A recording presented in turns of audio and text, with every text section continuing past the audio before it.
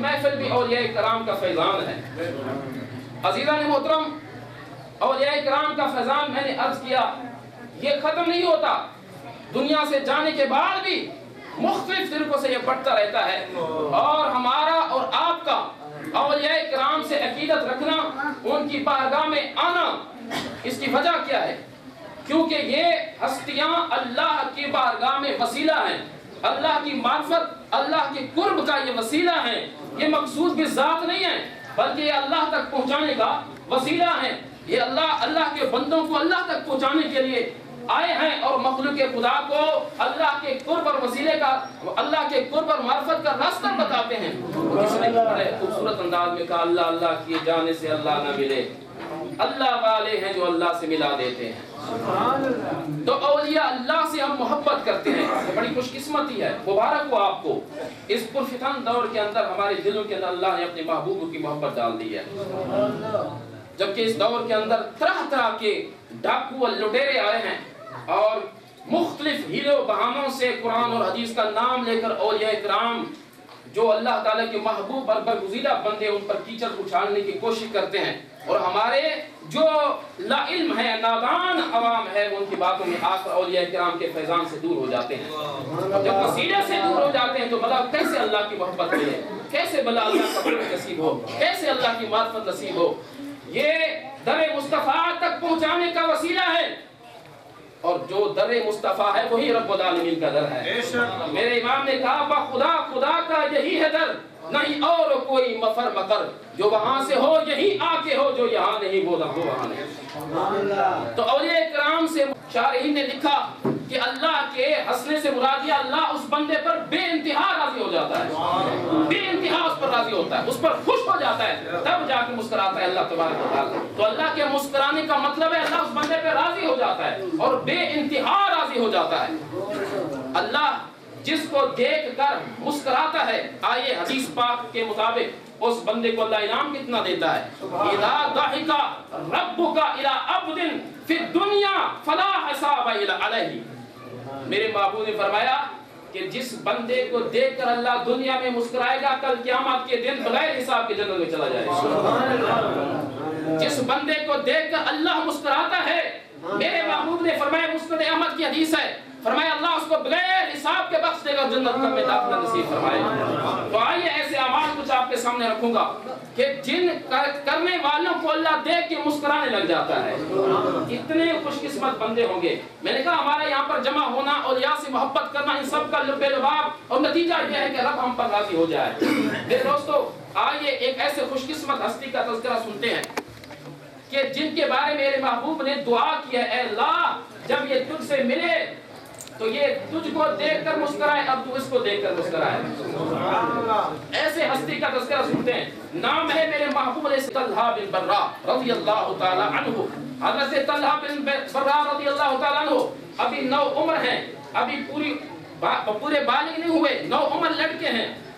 جس وقت اللہ کے محبوب کی مدحہ والے چہرے پر نظر پڑتی ہے، رسول اللہ کا دیوانہ بن جاتے ہیں، دل دے بیٹھتے ہیں اپنے محبوب کو، دیوانہ وار ڈھونڈنے لگ جاتے ہیں، اور بالآخر اللہ کے پیارے محبوب صلی اللہ علیہ وسلم کی بارگاہ میں حاضر ہو کر عرض کرتے ہیں، یا رسول اللہ جب سے دیکھا ہے دل دے بیٹھا ہوں، مہربانی کر کے ہاتھ بڑھا کے مجھے بیعت کر کے اپنے دامن رحمت سے وابستہ کر دیجیے، دامن اسلام میں داخل کر دیجیے۔ میرے بھائیوں، محبوب علیہ السلام نے جب ان کی عمر دیکھی کہ ابھی عمر تو چھوٹی ہے لیکن عشق اور محبت اتنے انتہا کو ہے، بڑے خوش ہوئے، اور آپ نے آزمائش کی سوچی کہ دیکھیں تو صحیح ہے، صرف زبان سے تو کلمہ نہیں پڑھ رہا، صرف زبان کی سے تو یہ اقرار نہیں کر رہا۔ میرے بھائیوں غور سے سنیے گا، ایمان تازہ ہو جائے گا۔ محبوب علیہ السلام نے کہا، اے طلحہ کیا آپ میری ہر بات کو مانیں گے، میرے ہر حکم کی فرما برداری کریں گے؟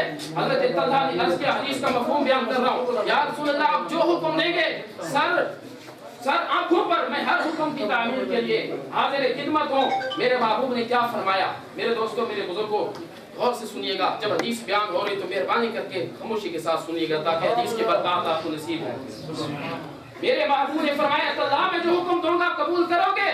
طلحہ نے کہا، یا رسول اللہ ہر حکم سر آنکھوں پر، آیا ہوں اس لیے تیری بارگاہ میں۔ پھر میرے محبوب نے کیا فرمایا، اے طلحہ میں حکم بڑا اوقع دے رہا ہوں، حکم یہ ہے کہ جا کے اپنے باپ کے سر کو قلم کر دو۔ اندازہ کیجیے کیسا حکم ہے، جا کے اپنے باپ کے قتل کر کے آ جاؤ۔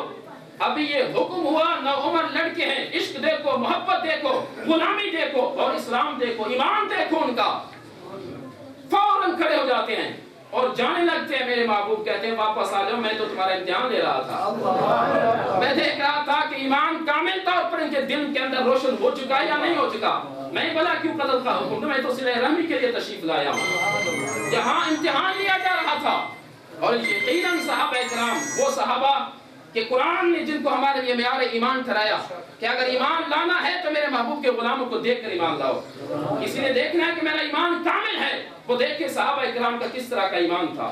اس لیے اگر وہ آج کے دور میں ہوتے تو ہم جیسے کو منافق کہتے ہیں، یقیناً ہماری جو حالت اظہار ہے نا، اس لیے جب منافقوں کو کہا تھا نا کہ ایمان لاؤ، کیسے کما آمن الناس ہو، جیسے میرے محبوب کے صحابہ ایمان لے کر آئے، تو انہوں نے پتہ کیا کہا، انؤمن کما آمن السفہاء، یہ جو دیوانے ہیں ان کی طرح ہم ایمان لائیں، ان کو تو نہ اپنی جان کا ہوش، نہ مال کا ہوش، نہ اولاد کا ہوش، دن ہو یا رات دیوانہ وار اپنے محبوب کی گرد چکر لگا رہے ہیں، طواف کر رہے ہیں، اور ان کے چشمے ابرو چشم کے اشارے کے متلاشی ہیں کہ کس وقت اشارہ ہوتا ہے تو ہم حکم کی تعمیل کریں۔ میرے دوستو، تو صحابہ ہمارے لیے معیار ایمان ہیں۔ آج ہم اپنے ایمان کو دیکھیں، آج ہم اپنے ایمان کو دیکھیں میرے بھائیوں، ہم دین میں رخصتوں کو تلاش کرتے ہیں، بہانے تلاش کرتے ہیں، اور یہ بہانے صرف ہمیں دین میں تلاش کرنے آتے ہیں۔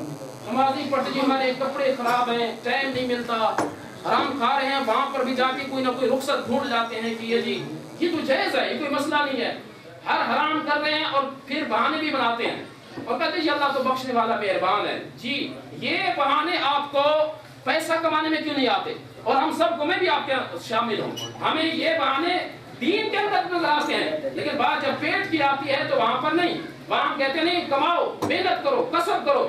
میرے بھائیوں، ہم اپنی مرضی کا دین چاہتے ہیں، ہم چاہتے ہیں کہ ہم اپنی خواہشوں پر عمل کریں اور ان خواہشوں کو دین کا نام دے دیں، اسلام کا نام دے دیں۔ ایسے کے بارے میں اللہ نے فرمایا، ایسے کے بارے میں رب العالمین نے فرمایا افرائیت من اتخذ الہ ہوا، اے معبود کیا تو نے ایسے بندوں کو دیکھا جو اپنی خواہش کو رب بنا بیٹھا، معبود بنا بیٹھا؟ یہ تو خواہشوں کے پیروی کرنا، یہ تو خواہشوں کو معبود بنانا ہے میرے بھائیوں۔ اور ایسے بندے کے بھی حضرت پیر پٹھان رحمۃ اللہ علیہ نے فرمایا کہ جو اپنی مرضی کے مطابق عمل کرنا چاہتا ہے، جو چاہتا ہے میں جیسے چاہوں ویسے میں کروں، تو وہ کیا حضرت پیر پٹھان نے فرمایا وہ اپنے آپ کو خدا بنانے کے چکر میں ہے، کیونکہ مرضی تو صرف خدا کی چلتی ہے۔ تو آج پتہ ہے ہمارا کیا ایک ذہن بن چکا ہے، ہمیں مولوی بھی بہت اچھا لگتا ہے کہ جو کہ اب یہ بھی جائز ہے، وہ بھی جائز ہے، یہ بھی ٹھیک ہے، وہ بھی ٹھیک ہے، کوئی مسئلہ نہیں، داڑھی رکھو نہ رکھو، نماز پڑھو نہ پڑھو، حرام کھاؤ نہ کھاؤ، کوئی مسئلہ نہیں ہے، میں فتویٰ دیتا ہوں یہ جائز ہے، تو ہمیں مولوی بھی وہ اچھا لگتا ہے، اور عالم بھی، ہمیں مفتی بھی وہ اچھا لگتا ہے جو رخصتیں دے اور جناب من خواہشات کے پیچھے چلائے، چونکہ مزہ آ رہا ہوتا ہے نفسانی خواہشات کے پیچھے چلنا، تو مولوی بھی وہی اچھا لگتا ہے، اور پیر بھی ہمیں وہ اچھا لگتا ہے جو کہتا ہے بھائی بھنگ پیو، چرس پیو، شراب پیو، نماز پڑھو یا نہ پڑھو، 10 جناب انگوٹھیاں جو ہے نا وہ اپنے پہن کے رکھو، اور جناب کیوں؟ اس لیے کہ جنت کی ٹکٹ تو ہمارے ہاتھ میں ہے، تم مر جاؤ گے ہم آپ کو جنت کی ٹکٹ دیں گے، ڈائریکٹ جنت میں چلے جاؤ گے۔ اس طرح کے پیر ہمیں اچھے لگتے ہیں، وہ پیر ہمیں اچھا نہیں لگتا جو دین کے راستے کے اوپر چلائے، شریعت کے راستے پر چلائے، اور نبی کریم صلی اللہ علیہ وسلم کے مبارک تعلیمات ہمیں سکھائے۔ نہ ہمیں وہ پیر اچھا لگتا ہے، نہ ہمیں وہ مفتی اچھا لگتا ہے، کیونکہ ہم تو خواہشات کے بندے ہیں، ہمیں تو بندہ بھی وہی چاہیے کہ جو ہمارے خواہشات کے مطابق چلے، دین بھی وہ چاہیے کہ جو ہمارے خواہشات کے پیچھے چلے۔ حالانکہ دین نے ہمیں سبق نہیں دیا، دین کو خواہشات کے پیچھے نہیں چلانا، خواہشات کو دین کے پیچھے چلانے کا نام ایمان ہے۔ میرے بھائی حضرت طلحہ اٹھے، محبوب نے فرمایا اے طلحہ میں تو تمہارا امتحان لے رہا تھا۔ یہ صحابی ہیں، جب وصال کا وقت آ جاتا ہے، رات کا وقت ہے، میرے محبوب اس پیارے صحابی ان سے محبت اتنی ہو گئی تھی، محبوب علیہ السلام عیادت کے لیے تشریف لائے، دیکھا کہ حالت بڑی خراب ہے، محبوب نے فرمایا اے میرے صحابہ مجھے لگتا ہے کہ طلحہ بچ نہیں پائیں گے، لہذا جب ان کا انتقال ہو جائے تو مجھے لازمی خبر دیجئے تاکہ میں ان کے جنازے میں شرکت کر سکوں، بلکہ جنازہ خود پڑھاؤں، کیونکہ رسول اللہ صلی اللہ علیہ وسلم خود جنازہ پڑھایا کرتے تھے، مجھے ضرور خبر دینا۔ جب طلحہ کچھ ہوش میں محبوب علیہ السلام تشریف لے جا چکے تھے تو طلحہ نے کہا کہ میرے محبوب جب میں فوت ہو جاؤں تو میرے محبوب کو خبر نہ کر دیے، نہ کریں۔ کیوں طلحہ؟ اس لیے کہ راستے میں یہودی ہیں، ایسا نہ ہو کہ میرے محبوب رات کو تشریف لائیں تو یہودی کہیں تکلیف نہ پہنچائے میرے محبوب کو۔ کیسے صحابہ، کیسی محبت ہے، مرنے کے وقت بھی، انتقال کرنے کے وقت بھی اللہ کے محبوب کی فکر ہے کہیں میرے محبوب کو تکلیف نہ پہنچے۔ طلحہ کا انتقال ہو جاتا ہے، فوت ہو جاتے ہیں، صحابہ نے ان کی وصیت پر عمل کیا، رسول اللہ صلی اللہ علیہ وسلم کو خبر نہیں کی، ان کو جنازہ پڑھا کے دفنایا۔ صبح کو محبوب علیہ الصلوۃ والسلام کو خبر ہوئی کہ طلحہ وصال کر گئے۔ محبوب علیہ الصلوۃ والسلام نے اپنے صحابہ کو جمع کیا، اے صحابہ چلو میرے عاشق، میرے محبوب، میرے محب کی مزار کے اوپر چلتے ہیں، قبر کے اوپر چلتے ہیں۔ وہاں پر جاتے ہیں، میرے محبوب علیہ الصلوۃ والسلام اپنے صحابہ کو لے کر حضرت طلحہ کی قبر پر آ جاتے ہیں، اور پھر پتہ ہے کیا کرتے ہیں، کہتے ہیں صفے بناؤ۔ صحابہ نے پیچھے صفے بنائے، محبوب علیہ الصلوۃ والسلام نے قبر کے اوپر حضرت طلحہ کا جنازہ پڑھا ہے۔ حضرت طلحہ کا قبر کے اوپر جنازہ پڑھا ہے، اور جنازہ پڑھنے کے بعد کیا کیا، فدعا لہو، آپ صلی اللہ علیہ وسلم نے ان کے لیے دعا فرمائی ہے۔ ہاتھ اٹھائے، ثم رفع یدیہ، آپ نے ہاتھ اٹھائے اور اس کے بعد حضرت طلحہ کے لیے دعا کی ہے، اور وہ دعا کیا ہے، اللہم القا طلحہ یضحک الیک وتضحک الیہ، اے اللہ جب میرا طلحہ تجھ سے ملاقات کرے تو مجرموں کے طریقے سے نہ ملاقات کر، یا اللہ یہ تجھ کو دیکھ کر مسکرائے اور تو اس کو دیکھ کر مسکرا۔ نعرہ تکبیر، نعرہ رسالت، نعرہ خلافت، نعرہ حیدری۔ اے میرے اللہ، میرا محبوب ہے، میرا محب ہے، میرا عاشق ہے، مجھ سے محبت بے پناہ کرتا ہے، سب کچھ قربان کر دیا میرے لیے۔ میرے رب جب میرا محب، میرا عاشق تیری بارگاہ میں پہنچے نا تو اس کو مجرموں کی طرح اس سے ملاقات نہ کر، یاروں کی طرح جیسے یار ایک دوسرے یار سے ملتے ہیں تو اس کو دیکھ کر مسکرائے اور وہ تجھ کو دیکھ کر مسکرائے۔ یہ دعا دی ہے، تو مسکرانا یہ سمجھو اللہ تعالیٰ کی بے انتہا رضا پر دلالت کرتے ہیں۔ میں اس حدیث کو سامنے رکھ کر ایک نقطہ آپ کی طرف، چونکہ ٹائم تھوڑا ہوتا ہے، میں ایک گزارش کروں گا۔ پچھلی دفعہ حضرت صوفی خیر محمد صاحب کے عرس رحمۃ اللہ تعالیٰ علیہ کے موقع پر مجھے حضرت صاحبزادہ صاحب نے باقاعدہ دعوت دی ہے، وہاں پر آیا خطاب کرنے کے لیے، تاکہ ہمارا مقصد یہ ہے کہ نام بری معذ اللہ تعالیٰ معاف کرے، ہمیں کوئی شوق نہیں ہوتا کہ ہمارے ذریعے سے کچھ پیغام پہنچ جائے، کوئی دین، کوئی شریعت، کوئی جب تک علماء بیان نہیں کریں گے مجھے بتاؤ کیسے دین ہم سمجھیں گے، مجھے بتاؤ۔ نعتیں ہمارے ایمان کا حصہ ہیں، ہم نعتوں کو پسند کرتے ہیں، نعتوں سے ایمان کو تازگی ملتی ہے، لیکن علماء آتے ہیں، کچھ بیان کرتے ہیں، کچھ دین سیکھتے ہیں، ہم کوئی مسئلے سیکھتے ہیں، ہمارے عوام جاہل ہے، نماز کا نہیں پتا، دین کا نہیں پتا، وہ علماء کے بیان کو سنتے ہی نہیں ہیں، نہ آتے ہیں نہ بیٹھتے ہیں، اور جب علماء آتے ہیں تو بیان کرنے کا موقع نہیں دیا جاتا، تو بیچارے وہ ویسے واپس چلے جاتے ہیں۔ تو مجھے ٹائم نہیں دیا، صرف 5-6 منٹ جو ہے نا وہ بڑی مجھے تکلیف ہوئی اس پر، کیونکہ اتنے دور سے میں سفر کر کے بھی آیا، میری وہ حاضری قبول ہو گئی اللہ کے فضل سے، کیونکہ جو حاضر ہوتا ہے، جو نیت لے کر آتا ہے ان کی حاضری قبول ہو جاتی ہے، لیکن میں جو ایک موضوع تیار کر آیا مجھے اس موضوع کو بیان کرنے کا موقع نہیں ملا۔ میرے دوستوں میں اس حدیث پاک کو سامنے رکھ کر ایک بات آپ کی طرف آپ کی گوش گزار کرنا چاہوں گا۔ نبی علیہ الصلوۃ والسلام نے صفیں بنوائی، نماز جنازہ پڑھا، یہ روایت ابن حجر نے فتح الباری کے اندر نقل کی ہے، صحیح مسلم کے اندر، صحیح بخاری کے اندر مختلف الفاظ کے ساتھ یہ روایت موجود ہے، میں بے حوالہ بات کر رہا ہوں، صحیح بخاری کے اندر بھی موجود ہے، صحیح مسلم کے اندر، اور علامہ ابن حجر نے فتح الباری شرح صحیح بخاری کے اندر، عمدۃ القاری کے اندر یہ روایت موجود ہے، اور بالکل جو میں نے آپ کو یہ تشریح بیان کیا یہ اہل حدیثوں کے صفی الدین جو صفی الرحمن مبارک پوری جو ہے انہوں نے جو منت المنعم شرح صحیح مسلم کے اندر بالکل یہی الفاظ استعمال کیے، محبوب علیہ الصلوۃ والسلام ان کی قبر پر آئے، فصلی علیہ، ان پر نماز پڑھی، اس نماز پڑھنے کے بعد پھر ان کے لیے فدعا لہو، ان کے لیے پھر دعا کی ہے۔ مجھے یہ بتائیں، یہ جو حضرات کہتے ہیں کہ کون سی حدیث سے ثابت ہے کہ نماز جنازہ کے بعد دعا پڑھو، دعا مانگو، یہ کون سی حدیث ہے؟ یہ تو بدعت ہے، پتہ نہیں تم کیوں دعا مانگتے ہو۔ تو یہ جو میں نے آپ کے سامنے حدیث پیش کیا، ایمان سے بتاؤ نبی نے نماز جنازہ کے بعد دعا مانگی یا نہیں مانگی؟ دعا مانگی یا نہیں مانگی؟ ثم رفع یدیہ، نماز کے بعد رسول اللہ نے ہاتھ کھڑے کیے، اٹھائے، ثم رفع یدیہ، اور دعا فرمائی، اور دعا بھی میں نے آپ کے سامنے پیش کی، یہ دعا آپ نے نماز جنازہ کے بعد کی ہے، صفیں بھی بنائی ہے، نماز جنازہ کے بعد دعا بھی کی ہے۔ بھائی حدیث تو ہم بھی پڑھتے ہیں، پتہ نہیں آپ کو یہ حدیث نظر کیوں نہیں آتی؟ ابھی حدیث دکھاؤ، حدیثوں میں تو موجود ہے، تو پھر تمہیں تکلیف کیا ہے؟ اصل میں یہ حق ہے میت کا، تو کوئی میت کے بارے میں بھلا چاہ رہا ہے، بھائی تم اس کو منع کر رہے ہو۔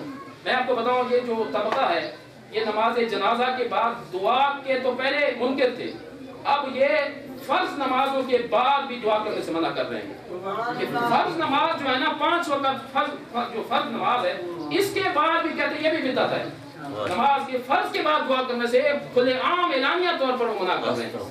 وہ کہتے ہیں خدا جب دین لیتا ہے تو عقل چھین لیتا ہے. تو یہ کون سی بات ہے؟ نبی فرما رہے ہیں کہ سب سے زیادہ جو اللہ پاک کی بارگاہ میں دعا قبول ہوتی ہے وہ فرض نماز کے بعد دعا قبول ہوتی ہے. یہ حدیث ہے. فرض نماز کے بعد دعا قبول ہوتی ہے. اب وہ فرض چاہے فرض عین ہو یا فرض کفایہ ہو. فرض کفایہ کے وہ بھی فرض ہے، اس کے بعد بھی دعا کرنا اصل تو یہ ہے کہ دعا کی کہیں ممانعت ہی نہیں ہے. اللہ نے قرآن میں مطلقاً فرمایا کہ جس وقت بھی دعا مانگو میں تمہاری دعا کو قبول فرماؤں گا. تو ایسے بندوں کی باتوں میں نہیں آنا چاہیے میرے بھائیوں. میں چونکہ ٹائم مختصر ہے، میں ٹائم نہیں لینا چاہتا. 2-4 میں عمل آپ کے سامنے پیش کرنا چاہ رہا تھا، لیکن پھر کبھی انشاءاللہ آپ کے سامنے پیش کروں گا چونکہ ٹائم ختم ہو گیا. اگر مجھے اجازت دیں گے تو پھر میں نے ٹائم پر پابند ہوں. اللہ تبارک و تعالی ہم سب کو محمد علیہ الصلوۃ والسلام کی تعلیمات پر عمل کرنے کی توفیق عطا فرمائے. مہربانی سے شکریہ. اللہ صاحب نے اجازت دی ہے، میں 2-4 عمل آپ کے سامنے جو لے کر آیا ہوں وہ یہ ہے کہ جن عمل کرنے والوں کو جن کو دیکھ کر اللہ مسکراتا ہے، اللہ ان میں سے میں آپ کو 1-2 عمل بیان کرتا ہوں. نبی اکرم، یہ صحیح بخاری کے اندر روایت موجود ہے، نبی پاک صلی اللہ علیہ وسلم کی بارگاہ میں ایک مہمان آتا ہے، دور دراز سے سفر کر کے آتا ہے. نبی کریم صلی اللہ علیہ وسلم کی بارگاہ میں حاضر کر کہتے ہیں میں آج کی رات آپ کی بارگاہ میں گزارنا چاہتا ہوں. مہمان ہوں، دور سے آیا ہوں.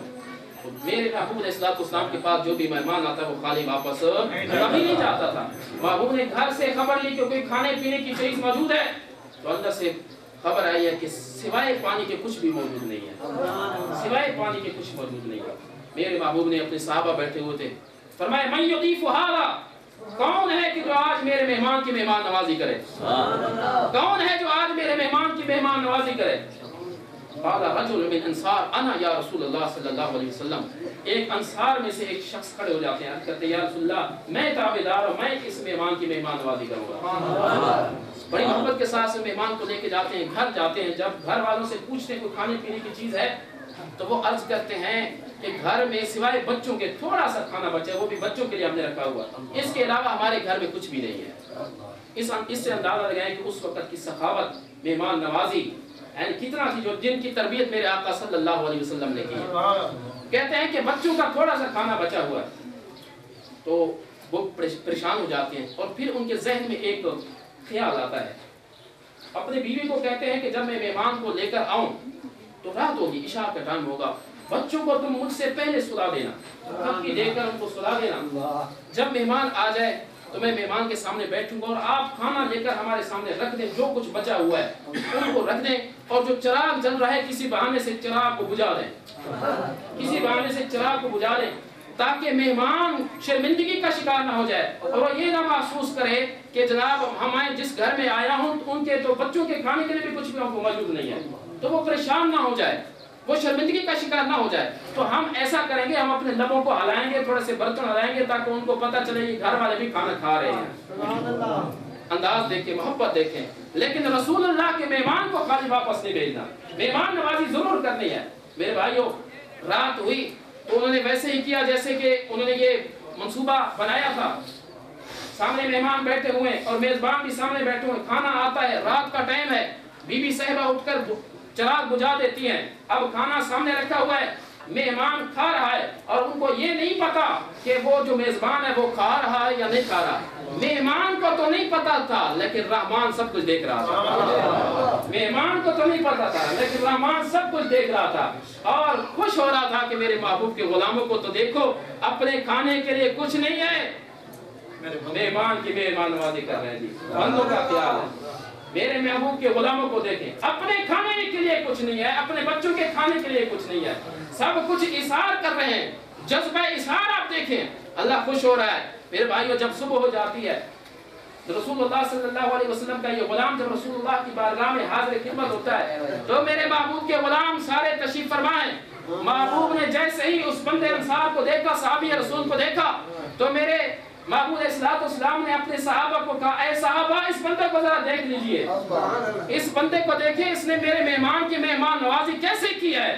ایسے کی ہے کہ اس کے مہمان نوازی، اس کے جذبہ اظہار کو دیکھ کر ضحک اللہ اللیلۃ اللہ ساری رات اس کو دیکھ کر ہنستا رہا، اللہ ساری رات اس کو دیکھ کر اس کے کام سے اتنا خوش ہوا رب العالمین، اس کے کام کو دیکھ کر اللہ اس پر راضی اتنا ہوا کہ وہ ان کو دیکھ کر مسکراتا رہا۔ اللہ کیوں مسکراتا رہا؟ کہ اس کے اثار کو دیکھو، کھانے کے لیے کچھ نہیں لیکن میرے نام پر سب کچھ اثار کر رہے ہیں۔ تو یہ ایک اثار کا جذبہ، مہمان نوازی کا جذبہ، اپنے پاس کچھ نہیں ہے لیکن پھر بھی دینے کی تمنا کرنا کہ میں کسی اللہ کے بندے کو خالی نہ لوٹاؤں، یہ وصف اللہ کو بہت محبوب ہے۔ اس کو دیکھ کر اللہ بہت راضی ہوتا ہے، اور ایسے بندے کو دیکھ کر اللہ تبارک و تعالیٰ مسکراتا ہے۔ مسکرانے کا مطلب ہے اللہ اس سے راضی ہو جاتا ہے۔ میرے بھائیو، جس کے پاس پیسہ ہے، سب کچھ مال ہے، ایک تو وہ کسی کو کچھ نوازتا ہے، کچھ دے دیتا ہے، اس کا دینا بھی قبول ہے، لیکن ایک بندے کے پاس خود اپنے پاس کچھ بھی نہیں ہے، جو کچھ اپنے پاس ہے اس کی ضرورت ہے لیکن وہ اپنی ضرورت کو اٹھا کر دوسرے کی ضرورت کو پورا کر دیتا ہے، ایسے بندوں سے اللہ تبارک و تعالیٰ کی بڑی محبت ہے۔ یہ واقعہ جب ہوا تو اوپر سے جبرائیل نازل ہوئے اور کہا یا رسول اللہ، صرف اتنے پر بس نہیں، اللہ نے تو اعلان کیا، اللہ نے تو قرآن کے اندر ان کی تعریف بیان کر دی ہے، یؤثرون علی انفسہم ولو کان بہم خصاصہ۔ یہ وہ ہستیاں میرے محبوب، اللہ نے تیرے محبوب سے خوش ہو کر اعلان کیا اور قرآن کے اندر ان کی تعریف کیا کہ اپنی جانوں سے زیادہ یہ لوگوں کے اور حاجت مندوں کی جانوں کو ترجیح دے دیتے ہیں۔ یہ خود محتاج ہوتے ہیں، محبوب کے غلام، لیکن دوسروں کو نوازتے رہتے ہیں۔ محبوب کے غلاموں کی شان اللہ نے قرآن میں بیان کر دی ہے۔ کچھ اور اعمال بھی ہیں لیکن وقت کی نزاکت کو دیکھتے ہوئے میں اختتام کرتا ہوں۔ خالق لم یزل کی بارگاہ اقدس میں دعا ہے کہ اللہ تبارک و تعالیٰ ان اولیاء کا ہمیں فیضان نصیب فرمائے۔ یہ اولیاء اللہ کے اندر آپ دیکھیں، بس جب زندہ ہوتے ہیں تب بھی ان کا لنگر جاری ہوتا ہے، اور جب دنیا سے وصال کر جاتے تب بھی ان کا لنگر جاری ہوتا ہے۔ اور یہ صرف ظاہری لنگر سے نہیں نوازتے، یہ صرف ظاہری لنگر سے نہیں نوازتے بلکہ باطنی اور روحانی لنگر بھی بڑی سخاوت کے ساتھ عطا فرما دیتے ہیں۔ یہ وہ ہستیاں ہیں، یہ وہ قلعے ہیں اسلام کے اور دین کے کہ یہاں سے سب کچھ ملتا ہے، کسی کو جو کچھ ضرورت ہے اللہ تبارک و تعالیٰ نے ان اولیاء کو یہ مقام عطا فرمایا کہ یہ جب زندہ ہیں تو عطا فرماتے ہیں، ان کا دریائے سخاوت بہتا رہتا ہے، اور جب وصال کر جاتے ہیں تو ان کا فیضان نہ روحانی ختم ہوتا ہے اور نہ ظاہری فیضان ختم ہوتا ہے۔ تو اولیاء اللہ سے اللہ ہمیں والہانہ محبت کی توفیق نصیب فرمائے۔ اللہ تبارک تعالیٰ میرے اور آپ کی حاضری کو اپنی بارگاہ میں قبول فرمائے۔ ہمارے جامعہ میں داخلے شروع ہیں عالم کورس کرنے کے لیے، کسی نے کسی اپنے بچے کو عالم بنانا ہے تو ہمارے محلہ نظام آباد میں دعوت اسلامی جامعہ، میں خود خدمت سر انجام دے رہا ہوں، جو 8 پڑھے ہوئے ہیں، جو 10 پڑھے ہوئے ہیں، اپنے بچوں کو عالم دین بنائیں تاکہ دینی تعلیمات سے آپ بھی آگاہ ہو سکیں، اپنے خاندان کو بچا سکیں۔ فتنہ فساد کا دور ہے، عقائد جو ہے نا وہ ہمارے مسخ کیے جا رہے ہیں، اولیاء کے اوپر کیچڑ اچھالا جا رہا ہے، اور اہل سنت کے جو عقائد معتمد مستند جو ثابت شدہ ہیں ان پر لازماً غبار ڈالا جا رہا ہے۔ تو اس وقت کی ضرورت ہے اپنے بچوں کو دین کا علم سکھایا جائے۔ ہمارے پاس داخلے اوپن ہیں، آپ میں سے جو چاہے، جو 8 پڑھے ہوئے ہیں، آپ کے بچے 10 پڑھے ہوئے ہیں، تو میں ویلکم کہیں گے، آپ اپنے بچے کو وہاں پر داخل کیجیے۔ محلہ نظام آباد نور بخش نظامی صاحب کے مسجد کے ساتھ ہی بالکل متصل ہمارا مدرسہ ہے۔ اللہ پاک ہمیں عمل کرنے کی توفیق نصیب فرمائے۔ محترم محمد نادر چپڑسو اللہم صلی علی محمد